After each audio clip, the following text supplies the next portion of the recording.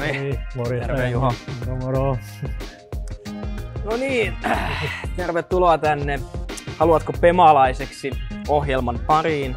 Ja homman nimi on tuttu, eli nyt tavallaan lähdetään selvittämään, että onko susta pemalaiseksi.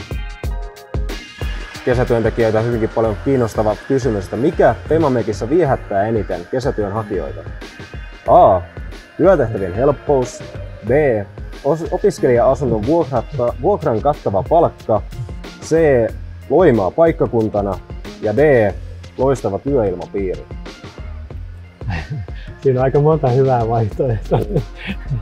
Ja sitten on niitä muita vaihtoehtoja. Niin. Ei ainakaan Loimaa on ehkä vuoden kesäkaupungista ja valittu. Mutta... Ei ole, Turusta puhutaan ja mutta Loimaakin aika hyvä on, mutta ei noin, kyllä meillä aivan loistava työilmapiiri on. Mielenkiintoinen ja omat tuotteet ja kansainvälisiä toimituksia ja muuta. Kyllä tämä on hyvä porukka tulla. Kyllä. Eikö D-vaihtoehto ollut sinne sitten? Vastausvaihtoehto D, loistava työilmapiiri. Sehän on täysin oikein. Oikein hyvä, loistavaa. No niin, nyt päästäänkin sitten meikäläiselle tuttuun aihealueeseen, eli tuolla aulassa kun on viime kesän viettänyt, niin siitäkin itse varmaan olet monta kertaa kulkenut ohi aulatiskiltä, niin siellähän on semmoinen saukkopatsas, olet varmaan nähnyt sen joku sen kerran. Hipelöinyt siinä. Niin, nimenomaan. Eli kenen taiteilijan luomus tämä kyseinen saukko on? Ja täältäkin löytyy vaihtoehdot, ei varmaan ihan tuu sillä heittämällä. Ehkä tähän. Eli vaihtoehdot olisi A. Keijo Salohovi, B. Martti Aiha, C. Lauri Astala ja D. Heini Aho. Nyt oli kyllä aika paha, täytyy sanoa. Ehkä täytyy siihen puolustuksena sanoa, että mun mielestä mitä on paikallinen taiteilija. Kuka sen on tehnyt, mutta itse on tällainen niin junan tuoma, en ole kans alun perin Loimaa. Olisiko se ollut se Asta? Ja lukitaanko vastaus? Lukitaan.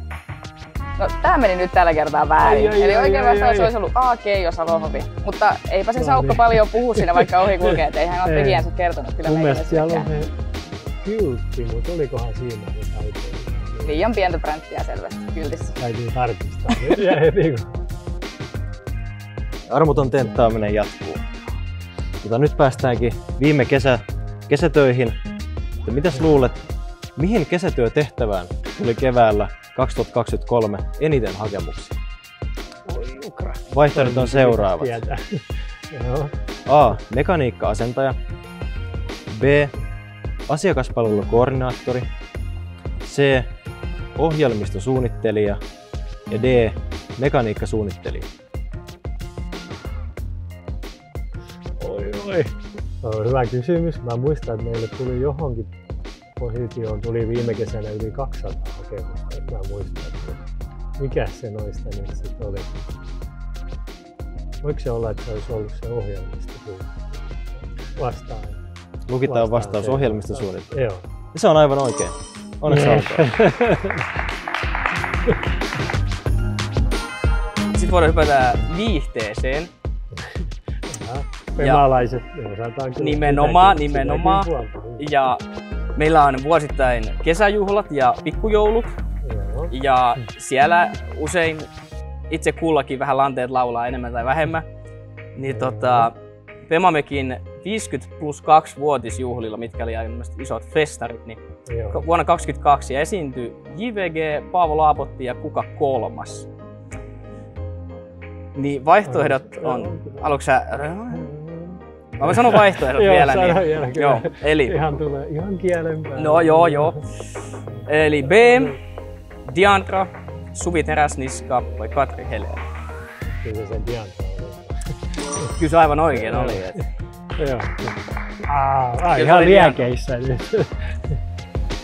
Seuraava onkin sitten varmaan jo helpompi toimitusjohtajalle, eli Pemamekhän on perheyritys. Niin minä vuonna Pemamek on siirtynyt Heikosen perheomistukseen. Ja tähänkin löytyy vaihtoehdot.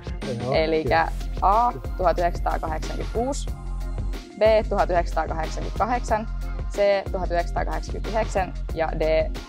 1991. Se oli se 88. No niin, eli vaihtoehtoja ilmeisesti ei olisi tarvittu edes. Sehän meni aivan oikein. Joo, kyllä. Tämä oli hyvä. No niin Juha, nyt on kisat kisailtu. Meni aika hyvin. Ja kyllä, mä voin sanoa, että susta voisi olla potentiaalia pemalaisesti, eli kannattaa pistää hakemusta sisään ehdottomasti. Joo, haku päälle. Haku päälle. Hyvä.